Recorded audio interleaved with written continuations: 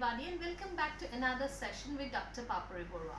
This is lecture 6 and we are going to learn affricates today.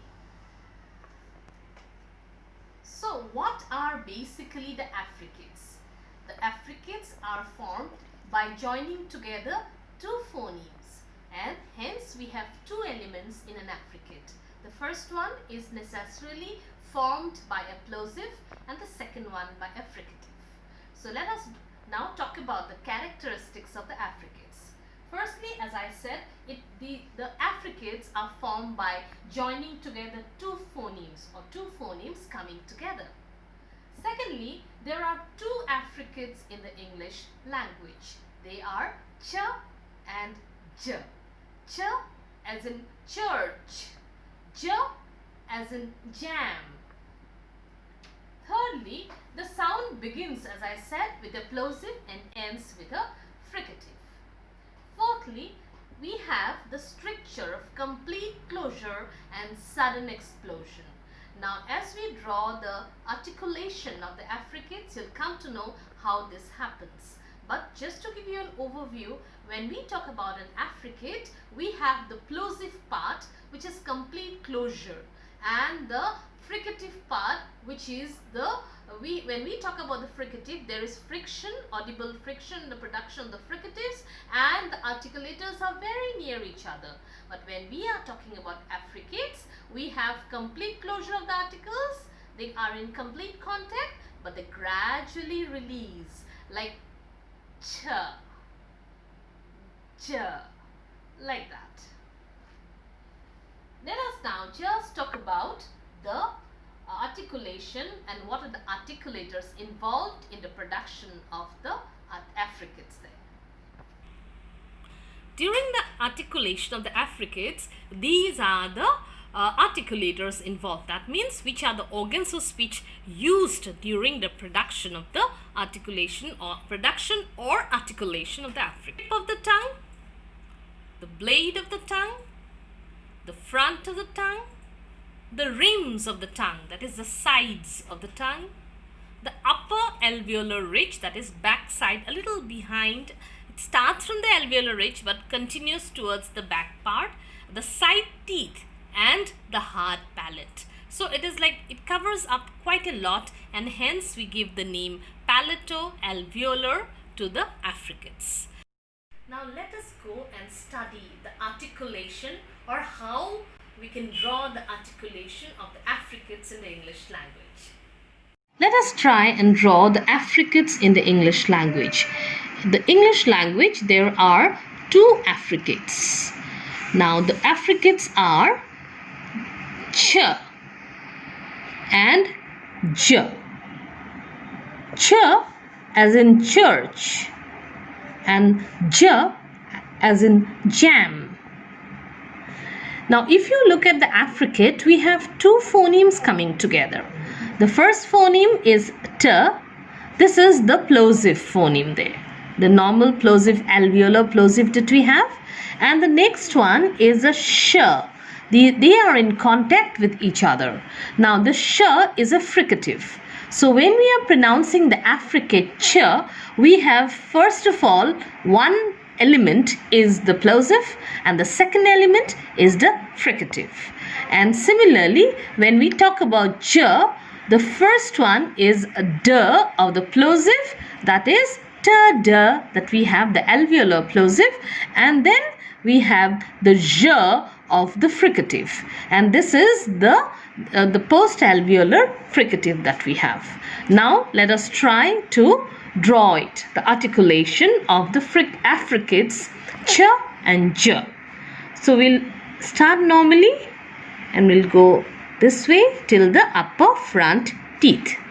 Then we draw the lower front teeth below, and this is how it goes there. We draw the palate, the entire palate, and even here this is a voiceless, this is an oral sound, and hence the soft palate is raised and we close it here.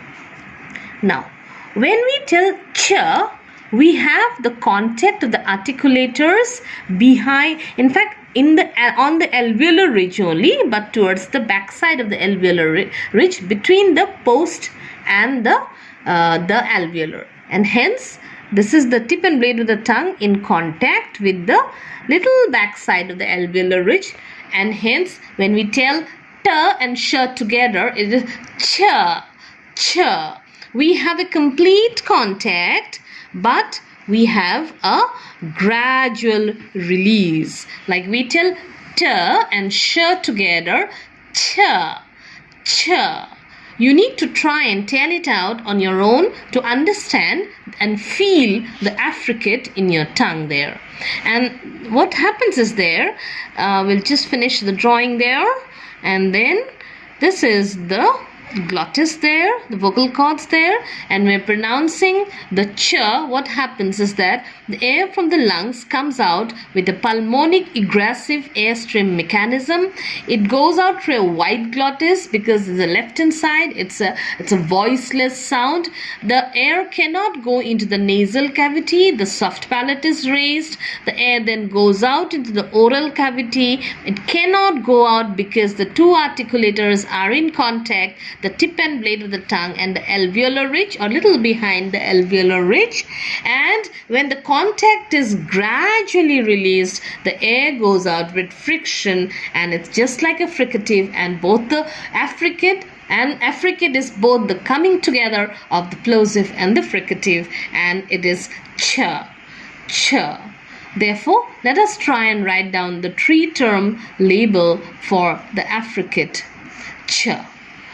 Affricate ch, as I said, just little behind the alveolar ridge, but not completely post-alveolar, but it covers up or it touches a lot of the palate, and it is known as a palato-alveolar. So we have this ch is a voiceless palato-alveolar affricate. And the only difference in the production of j is it is a voiced palato-alveolar affricate. So this is the production of the affricates in the English language. So you have seen how we can very easily draw the articulation of the affricates in the English language. We have the affricates in various places in the word. Like it can be in the beginning of the word, like we have for ch, we have chip. And in the middle position, like butcher, bu-ch, the ch there in butcher. Or in the final position, like in the word catch, catch.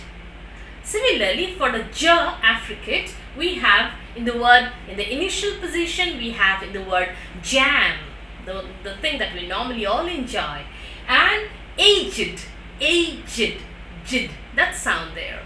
And last we have in luggage, we normally tell luggage, in India at least luggage, but its normal actual right way of pronunciation is luggage, the j at the end. Now, since we have already started to know about the different positions of the articulations, let us now try and again recall back what we had in the earlier lesson. Earlier, I had talked to you about the different articulators involved and how we name them. Now I'm trying to show you a diagrammatic representation of those articulators and their names. Here, this is the two lips, when the two lips are used, like in p, b, m, they are known as bilabials because there are two lips there. It can also be labiodental when we have the upper front teeth and the lower lip being used, like in the production of f, v. So the articulators involved are the upper lip and upper front teeth and lower lip, and hence it is known as labiodental. Similarly, in the production of words, phonemes like t and d or n, we have the use of the alveolar ridge and the tongue, tip and blade of the tongue, but we have no name for the tongue, and hence we call them alveolars. Or for the word dental, like the, as in think, that.